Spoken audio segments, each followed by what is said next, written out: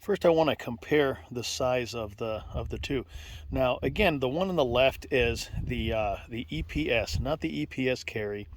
The EPS carry is supposed to be a little smaller, about the same width as the 507K. But you'll notice how that EPS sits on the SP01 slide. The SP01 slide is the same exact width as the P01 next to it. But look at the size comparison of the two windows. Now, the 507K on the right is very easy to use, very nice, and everything else. I'm trying to get the right side picture there for you on the camera, and it works great. This one here, the EPS on the left, the window is considerably bigger. It's a little easier to pick up. And it doesn't really overhang that much on the slide, as you can see. It does seem to sit a little bit taller, but that's the price for admission. Both pistols are using basically factory-sized sights. I got them from CZ Custom, and they're really cool.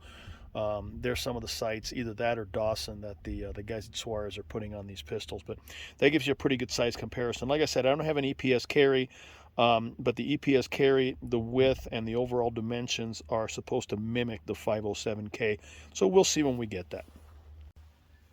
Morning, everybody. Gabe Suarez here from Suarez Tactics. It is a beautiful, bright, crisp Arizona morning. Fuck, I love living here. I'm out here in the weeds in our secluded secret training site in the wilds of the northern central highlands of Arizona. Anyway, not another person probably within 20-30 miles. It's beautiful up here. Anyway, I promised you guys that I would do a short dissertation on the EPS system, and so here it is. First impressions.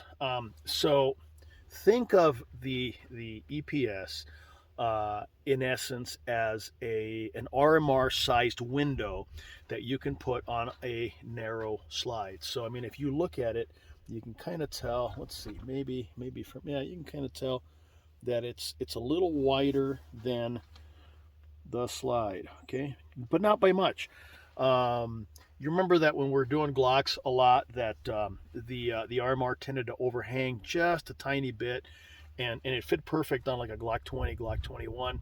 Well, it's kind of the same situation here, maybe a tiny bit more, but I've been carrying this for about a week now, and doing a lot of dry practice drills with it. I really like the way this SP01 feels. It's a little heavier than most of the modern polymer weapons out there, but it's basically the weight of a 1911, or like a Beretta 92 or something like that. It's in that neighborhood. It's about 40 ounces.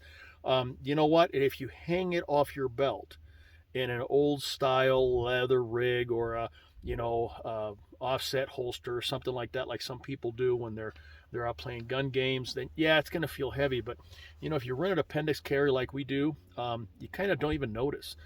But anyway, back to the EPS. Okay, now the closed emitter, open emitter thing, to be honest with you, in my opinion, it's not that big of a deal. Is the closed emitter maybe answering something that might happen one day? Sure. So if you're going to start out, yeah, getting a closed emitter might not be a bad way to go. But if you have open emitter optics, like on some of these other pistols, like on the P01, you know what? I'm not going to rush out to replace them all. It's really not that fantastic of an advantage. I'm sure Holosun will be pissed off at me, but hey, they don't give me a check every month anyway, so who cares? These are cool, and they are about the same footprint. What I like specifically is that on a lot of these other open or closed emitter, rather, that ridiculous Acro and some of the others that are out there that some of the gun pundits will tell you are game changers. They're game changers for their bank accounts is what they are. But you'll notice that the ass end kind of sticks up over here like this. Now listen, this area here is what prints when you're carrying concealed, okay? So if you have something that sticks out over here like this, guess what? It's going to print big time. And unless you wear, you wear an oversized shirt or something like that, which most guys that work out don't want to do that. This is going to be a problem. Now, Holosun did it right. They cut it narrow and they moved this emitter close up as far as possible. Now on my gosh, what is it? The 509T, that thing belongs on a carbine. The Acro, the Steiner, there's a few others. Why are these things so fucking big? Look at this. This was done right. Okay, so if you're looking for the closed emitter, I'll tell you, this is the best one on the market.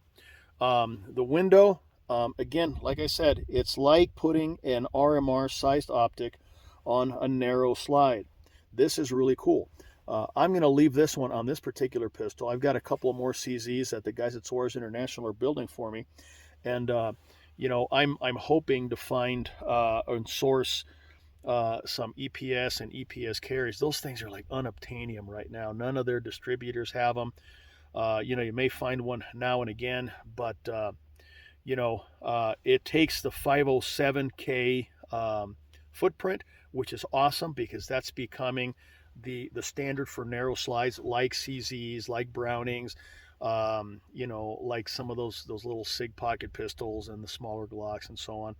The Holosun 507K owns the market there, far better than that RMR CC, miles ahead of all those other ones, the Shield and everything else. If any of those guys want to catch up to Holosun, they're going to have to bring their lunch because they have really done it. And as far as this one, yeah, this is a winner.